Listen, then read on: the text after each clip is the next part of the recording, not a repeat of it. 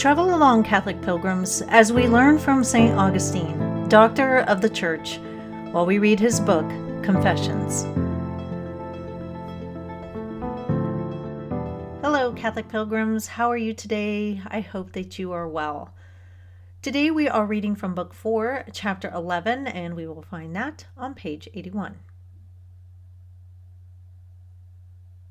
My soul, you too must listen to the word of God. Do not be foolish. Do not let the din of your folly deafen the ears of your heart. For the Word himself calls you to return. In him is the place of peace that cannot be disturbed, and he will not withhold himself from your love unless you withhold your love from him. In this world, one thing passes away so that another may take its place, and the whole be preserved in all its parts.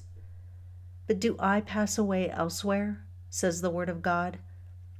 Make your dwelling in him, my soul. Entrust to him whatever you have, for all that you have is from him. Now, at last, tired of being misled, entrust to the truth all that the truth has given to you, and nothing will be lost. All that is withered in you will be made to thrive again. All your sickness will be healed. Your mortal body will be refashioned and renewed and firmly bound to you, and when it dies, it will not drag you with it to the grave, but will endure and abide with you before God, who abides and endures forever. My soul, why do you face about and follow the lead of the flesh? Turn forward and let it follow you. Whatever you feel through the senses of the flesh, you only feel in part. It delights you, but it is only a part, and you have no knowledge of the whole. To punish you, this just limit has been fixed for the senses of your body. But if this were not so, and they could comprehend the whole, you would wish that whatever exists in the present should pass on, so that you might gain greater pleasure from the whole. It is one of these same bodily senses that enables you to hear the words I speak, but you do not want the syllables to sound forever in my mouth. You want them to fly from my tongue and give place to others, so that you may hear the whole of what I have to say. It is always the same with the parts that together make a whole. They are not present at the same time, but if they can all be felt as one, together they give more pleasure than each single part. But far better than these is He who made them all, our God. He does not pass away, because there is none to take his place. Today, I want to focus on the first line of the reading, quote, "My soul, you too must listen to the word of God," unquote. Last year for Lent, I did the Hallow app journey, and on Fridays, Cardinal Sarah, who is just amazing, got to hear him speak in Philly during the World Meeting of Families in 2015, but he led us through times of silence. And he would come on, say a few words, and then the first Friday in Lent, we had to sit for like 1 minute in silence.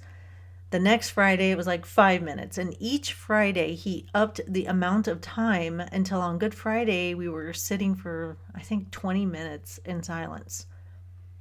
He said during those Fridays that as modern people, we struggle mightily with sitting in silence. Always there is something going on, music, TVs, our phones, all kinds of distractions. And God cannot speak to a soul that is drowning in a din of noise.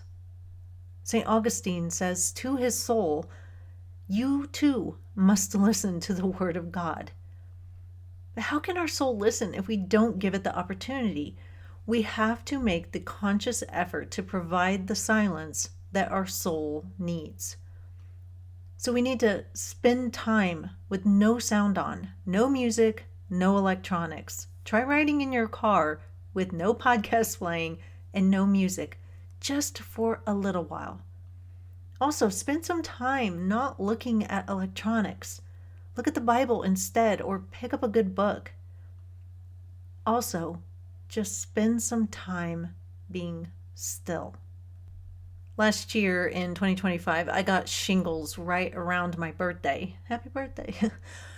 When I did my labs at the doctor's office, everything was perfect except my vitamin D levels were low, so my doctor told me to spend a few minutes each day outside in the sunshine. That's really easy to do here in the desert. So every day, once my son heads off to play, I go sit outside in the sun and I just sit in silence. No phone, no music, nothing in my hands. I just sit and watch the birds. I listen to them. I pray. I think about God. And I soak up the sun. And a lot of times I watch the jets go by. We don't have to spend oodles and oodles of time in silence. We just need to do it a little bit each day. We have to give our souls the opportunity to listen as God speaks to us. That'll be all for today, Catholic Pilgrims. I look forward to meeting up with you tomorrow. And until then, live the faith boldly and travel well.